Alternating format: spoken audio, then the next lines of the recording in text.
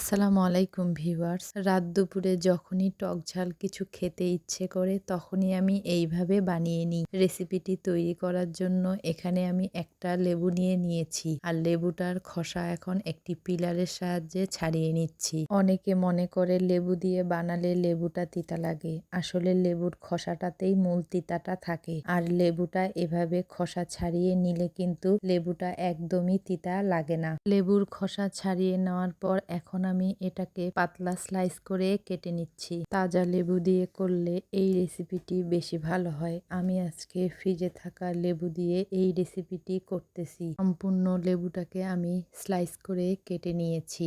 এরপর আমি এখানে নিয়ে নিয়েছি কিছু তেঁতুল, আর তেঁতুল দেখার পর তো জিভে জলটা এমনিতেই টলমল করছে। এরপর এর উপরে দিয়ে দিচ্ছি স্লাইস করে রাখা লেবুগুলোকে। গরমের দুপুরে এই লেবু মাখা খেতে কি যে দারুণ, ভাবতেই জিভে জল চলে আসে। এবারে এখানে আমি দিয়ে দিব একটি কাঁচামরিচ কুচি। ঝালটা আপনারা আপনাদের টেস্ট মতো দিয়ে দিবেন। দিয়ে দিলাম স্বাদ মতো লবণ। এবার দিয়ে দিব 1 চা চামচ চিনি। দিয়ে দিব শুকনা মরিচের গুঁড়ো। এই মরিচটাকে আমি ভেজে গুঁড়ো করে রেখেছিলাম, আমি সেটাকে এখানে দিয়ে দিলাম। দিয়ে দিলাম 1/2 চা চামচ গরম মশলার গুঁড়ো। এবারে আমি হাতের সাহায্যে ভালো করে এগুলোকে চেপে চেপে মেখে নিব।